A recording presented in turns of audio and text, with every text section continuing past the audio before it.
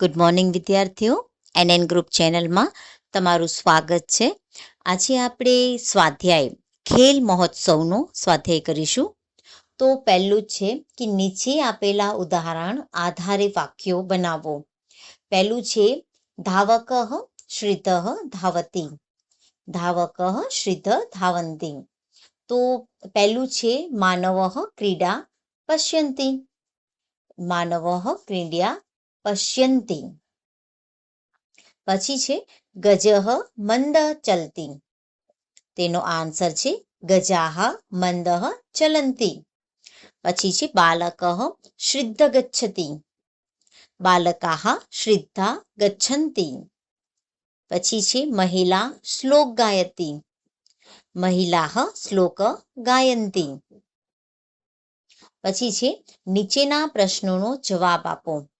પહેલો જ પ્રશ્ન છે વિવેકાનંદસ્ય વિદ્યાલય કી ચલતી. વિવેકાનંદ વિદ્યાલય ખેલ મહોત્સવ ચલતી. વિવેકાનંદ નામના વિદ્યાલયમાં રમત ગમતનો મહોત્સવ ચાલે છે.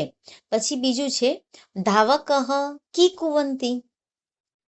ધાવક પ્રયત્નપૂર્વક સિદ્ધતાય ધાવંતી. દોડનારાઓ પ્રયત્નપૂર્વક ઝડપથી દોડે છે. ત્રીજો છે વિદ્યાલયે કાહ ક્રીડા ચલંતી. વિદ્યાલયે ધાવન ક્રીડા ગોલસ્પ્રેક ક્રીડા કબડ્ડી દીર્ઘ લંડન ક્રીડા ચલંતી. વિદ્યાલયમાં દોડ ક્રીડા, ગોળા ફેંક, કબડ્ડી અને લાંબી કૂદ ચાલે છે. પછીનો પ્રશ્ન છે જીવને કસ્ય મહત્વમ અસ્તિ. જીવને ખેલ મહોત્સવ અસ્તિ. જીવનમાં રમતનું મહત્વ છે. પછીનો છે ખેલ કાસ્ય સાહસ્ય કરોતી. તો ખેલ સર્વાંગી વિકાસાહત સાહસ્ય કરોતી. રમત ગમતના સર્વાંગી વિકાસ માટે સહાયરૂપ થાય છે. પછી છે નીચે આપેલા ઉદાહરણ અનુસાર વાક્યોને પરાવર્તિત કરો. ઉદાહરણ જો રાધા આગચ્છતિ એટલે રાધા આગમશ્યાતિ. સબાના વદતી. સબાના વદયસ્તિ. પછી છે મોહસીના ચલતી.